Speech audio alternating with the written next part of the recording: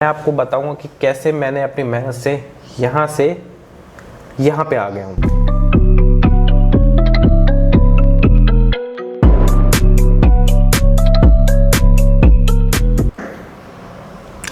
आज की video start करने से पहले मैं आपको कुछ दिखाना चाहता हूँ हमारे चैनल के एनालिटिक्स में। ये देखिए, हमारे चैनल पे इतने सारे व्यूज़ आते हैं जिसमें से लगभग इतने सारे व्यूअर्स हैं जो हमारे चैनल को सब्सक्राइब करते ही नहीं हैं। ओनली कुछ ही परसेंट हैं जो सब्सक्राइब करते हैं। तो बस मैं ये कहना चाहता हूँ कि वीडियो स्टार्ट करने से पहले कि यदि आपने इस चैनल को अभी तक सब्सक्राइब नहीं किया है तो सब्सक्राइब कीजिए, इस वीडियो को भी लाइक कर दीजिए। तो आज की जो वीडियो होने वाली है वो कुछ डिफरेंट टाइप ऑफ वीडियो है।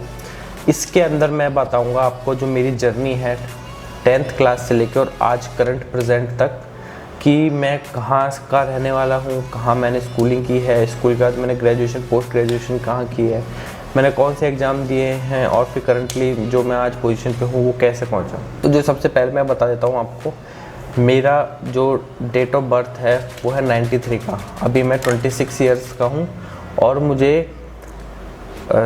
इस सर्विस में आए हुए 3 साल हो गए हैं। तो आप ये लगा सकते हैं कि 23 की एज में मुझे गवर्नमेंट सर्विस मिल गई थी। तो सबसे पहले बता देता हूँ कि जो मेरी स्कूलिंग है और मेरा जो नेटिव है वो जयपुर से ही है। मैंने अपनी 10th और 12th जयपुर से ही की है और मैं जयपुर का ही रहने वाला हूँ। तो सबसे पहले मैं बता देता हूँ कि मेरी जो 10th तक जो स्कूलिंग हुई है वो आदर्श विद्या मंदिर स्कूल में हुई है। आपको पता होगा आदर्श विद्या मंदिर काफ़ी फेमस है। और जो मैंने स्कूलिंग की है वो मैंने राजस्थान बोर्ड से पास किए 10th और 12th। और मैं आपको ये बताना चाहता हूँ कि 10th में मेरे राजस्थान में RBSC में मेरिट में था मैं, और 12th में मेरिट में था। तो 12th में मैंने जो सब्जेक्ट लिया था वो था साइंस मैथ्स लिया था मैंने।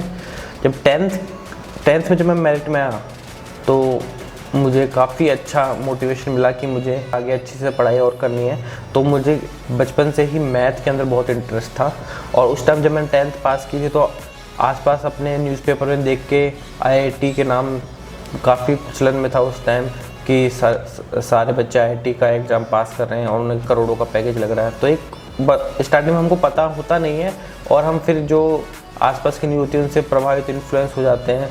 तो उसी के कारण मुझे पता नहीं था क्या है, लेकिन मेरे को इंटरेस्ट मैथ में था। तो मैंने क्या किया कि 12th में जो एडमिशन ले लिया साइंस मैथ के अंदर। अब साइंस मैथ में एडमिशन लेने के बाद में 11th के अंदर एक थोड़ा सा मेरे लाइफ में एक चेंज आया कि 10th तक मैंने प्योरली हिंदी के अंदर पढ़ाई की थी, पूर्ण रूप से हिंदी में था मेरा सारा सिलेबस सब कुछ। और 11th में मेरे एक दोस्त के कारण मैंने क्या किया कि इंग्लिश मीडियम में एडमिशन ले लिया। अब जब आपका बेसिक ही इंग्लिश में नहीं है और आपका पूरा हिंदी में आपने पढ़ा हुआ, तो 11th में एकदम से जाते ही मेरे को बहुत ही दिक्कतों का सामना करना पड़ा, हिंदी को छोड़ के सब कुछ इंग्लिश के अंदर। तो वो मेरे लाइफ का एक बहुत ज़्यादा टर्निंग पॉइंट था। यदि उस मोमेंट पे मैंने इंग्लिश को ही कंटिन्यू रखा होता तो आज मैं इस पोजीशन पे नहीं होता। मैंने 3-4 महीने स्कूल जाने के बाद में डिसीजन लिया कि नहीं, मैं इंग्लिश में आगे कंटिन्यू नहीं कर सकता। तो मैंने फिर वापस से उस स्कूल से एडमिशन तो कैंसिल कराया नहीं, मैंने स्कूल छोड़ दी। वो मेरे सारे फीस पैसे बुक सब मैंने छोड़ के हिंदी मीडियम में मैंने एडमिशन ले लिया। और हिंदी मीडियम में एडमिशन लेने के बाद मैंने अपनी पढ़ाई कंटिन्यू की। उसके बाद जब मैंने पढ़ाई कंटिन्यू की तो मुझे मेरे गोल क्लियर था कि मुझे IIT पास करनी ही है। तो उसके लिए मैंने 11th और 12th 2 ईयर मैंने पूरे डेडिकेशन के साथ IIT को मैंने पढ़ाई कंटिन्यू की। तो मैं स्कूल भी कंटिन्यू जाता था और शाम को कोचिंग भी कंटिन्यू जाता था। आपने ज़्यादातर स्टूडेंट्स को देखा होगा जो IIT की कोचिंग कर रहे हैं, वो क्या करते हैं कि स्कूल को तो स्किप कर देते हैं, स्कूल जाते नहीं हैं और डायरेक्ट शाम को कोचिंग जाते हैं या फिर जो भी टाइम में कोचिंग आते हैं। स्कूल तक या लोग एग्ज़ाम पास करने के सब आते हैं, लेकिन मैंने जो की थी स्कूल भी रेगुलर जाता था मैं और कोचिंग भी रेगुलर जाता था। सुबह 2 बजे तक मेरा स्कूल होता था, स्कूल के बाद 2 बजे घर, उसके बाद में 4 बजे से फिर कोचिंग, 8 बजे तक फिर कोचिंग। मैं कंटिन्यू अपनी पढ़ाई कंटिन्यू रखी मैंने। इसके बाद में 11th 12th मैंने काफ़ी अच्छे से पढ़ाई की और 12th में भी मुझे 92% मार्क मिले राजस्थान बोर्ड में और मैं मेरिट में फिर से था। और उसी के साथ साथ मैंने उस साल IIT का एग्ज़ाम भी क्लियर कर लिया था। अब मेरे पास डबल खुशी थी कि मुझे IIT भी मिल चुका है और मैंने बोर्ड में भी अपना अच्छा रैंक हासिल कर लिया है। अब मुझे जब आईआईटी के एग्ज़ाम क्लियर किया तो मुझे जो कॉलेज अलॉट हुई वो हुई आईआईटी कानपुर। तो मुझे 2010 के अंदर आईआईटी कानपुर कॉलेज अलॉट हुई और मुझे उसके अंदर जो कोर्स मिला वो 5 year integrated course mathematics and scientific computing का मिला और मैंने 2010 के अंदर आईआईटी कानपुर को ज्वाइन कर लिया। अब मेरा जो कोर्स था वो 5 साल का था और मैंने 5 साल तक 2010 से 2015 तक अपना कॉलेज आईआईटी कानपुर में किया। उसके बाद में इसी बीच मुझे 2014 के अंदर इंटर्नशिप में फ़ॉरेन जाने का मौका मिला। तो मैं ऑस्ट्रिया गया था। वहाँ पे मैंने लगभग 3 महीने इंटर्नशिप की और इसी बीच मुझे इंटर्नशिप के दौरान बाहर के लोगों के साथ इंटरेक्ट करने का बहुत अच्छा मौका मिला और मैंने वहाँ पे मुझे काफ़ी अच्छा एक्सपोजर मिला, लोगों से बात करना। तो मतलब पहली बार मैं गया था फ़ॉरेन। तो 3 महीने के बाद जब मैं वापस लौटा 2015 में अपने कॉलेज के लास्ट ईयर में, तो उस टाइम प्लेसमेंट्स का काफ़ी अच्छा माहौल चल रहा था कॉलेज के अंदर। तो मैंने भी प्लेसमेंट के अंदर भाग लिया और मुझे भी एक अच्छा खासा प्लेसमेंट ऑफ़र हो गया नोएडा के अंदर। लेकिन वो भी अब जो दूसरा टर्निंग पॉइंट आता है मेरी लाइफ में, जब मुझे अच्छा खासा प्लेसमेंट ऑफ़र हो गया तो फिर मैंने वापस जब कॉलेज ख़त्म होने के बाद घर आया तो मेरा माइंड फिर से डाइवर्ट हुआ और मैंने जो प्लेसमेंट था उसको ज्वाइन नहीं किया और मैंने गवर्नमेंट जॉब की तरफ अपना ध्यान आकर्षित कर लिया। गवर्नमेंट जॉब में जाने के बाद मुझे अब थोड़ा कन्फ्यूजन था कि अब गवर्नमेंट में मैं कहाँ अपना अच्छा परफॉर्मेंस दिखाऊं। तो काफ़ी सारी जॉब्स थी, बैंक, एसएससी और गवर्नमेंट जॉब के अंदर जैसे आरएएस की हुई, आईएएस की हुई। तो उस टाइम मैंने सिविल सर्विसेज में जाने का भी एक अच्छा मौका था, तो मैंने अपनी पढ़ाई कंटिन्यू रखी सिविल सर्विसेज में जाने के लिए। और साथ ही जो हमारे आरपीएससी द्वारा निकली थी कॉलेज एजुकेशन में जो प्रोफेसर की भर्ती निकली हुई थी वो भी मैंने साथ साथ पास की। उसके बाद में जब मैंने कॉलेज एजुकेशन में जो भर्ती निकली हुई थी उसका एग्ज़ाम पास कर लिया।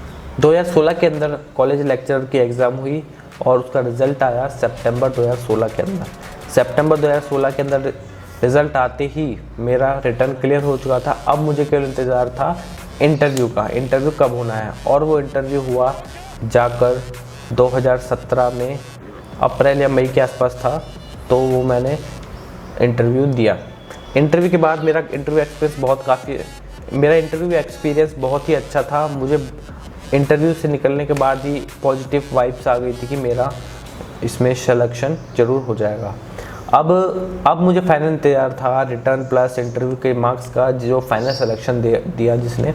और उसके 2 महीने बाद लगभग जून 2017 के अंदर मेरा रिज़ल्ट फाइनल आ गया कि मुझे कॉलेज लेक्चर की पोस्ट में मेरा सिलेक्शन हो गया है। और कॉलेज लेक्चरर में सिलेक्शन होने के बाद मुझे अब काउंसलिंग का इंतजार था कि मुझे कौन सी कॉलेज अलॉट होगी। और मेरी काउंसलिंग थी लगभग नवंबर के अंदर और नवंबर में मेरी काउंसलिंग होने के बाद मुझे जो पोस्टिंग ऑर्डर मिला वो मिला 1 जनवरी 2018 को। और उस ज्वाइनिंग लेटर के अंदर मुझे जो कॉलेज अलॉट हुई वो थी सुमेरपुर गवर्नमेंट कॉलेज। और करंटली मैं सुमेरपुर में लगभग 2.5 साल हो चुके हैं मुझे, और मैं यहाँ पे असिस्टेंट प्रोफेसर के जो पोस्ट है उस पर यहाँ पे कार्यरत हूँ। और मुझे मैथमेटिक्स जो सब्जेक्ट था मेरा उसी के अंदर मुझे यहाँ पे पोस्ट अलॉट हुई है। तो ये जो वीडियो था मुझे लगता है कि आप भी इस वीडियो से काफ़ी मोटिवेट होंगे। और मैं ये बात कहना चाहता हूँ कि यदि आपको अपनी लाइफ के अंदर कुछ भी करना है, मैं ये नहीं कहता कि आपको केवल गवर्नमेंट में ही जाना है। आपको लाइफ में कुछ भी करना है, चाहे आपको गवर्नमेंट में जाना हो, चाहे प्लेसमेंट्स के अंदर जाना हो या फिर किसी और जॉब के अंदर जाना हो, तो आपको मेहनत अपनी जारी रखनी पड़ेगी। बिना मेहनत के कुछ नहीं है। तो ये जो मोटिवेशनल वीडियो था ये मेरे स्टूडेंट्स के लिए था। और मैं खास करके 3rd ईयर के स्टूडेंट के लिए जो अभी 3rd ईयर पास होने के बाद अपना जो फ्यूचर डिसाइड करेंगे कि उन्हें किस फील्ड के अंदर जाना है, कौन सी गवर्नमेंट जॉब करनी है या फिर उनको फर्दर स्टडीज़ में आगे जाना है, एमएससी करनी है, एमए करना है या फिर पीएचडी की तरफ जाना है। तो मैं बस यही कहना चाहता हूँ कि यदि आपने अपना अभी तक गोल डिसाइड नहीं किया है कि आपको लाइफ के अंदर क्या करना है, तो आप डिसाइड कर लीजिए उसको। और मैं ये भी कहना चाहता हूँ आपको मेहनत जारी रखनी है, मेहनत के बिना कुछ नहीं है। मैंने भी यहाँ से यहाँ तक मैं आया हूँ तो मेहनत के बल पर ही आया हूँ। आपको लगता होगा कि हाँ मतलब काफ़ी कम एज में इनको अच्छी जॉब मिल गई, लेकिन आपको उसके पीछे की मेहनत नहीं दिखती, आपको नहीं दिखता है कि कितनी मेहनत करके यहाँ तक आए हैं। तो बस ये ध्यान रखना कि आपको मेहनत ज़रूर करनी है।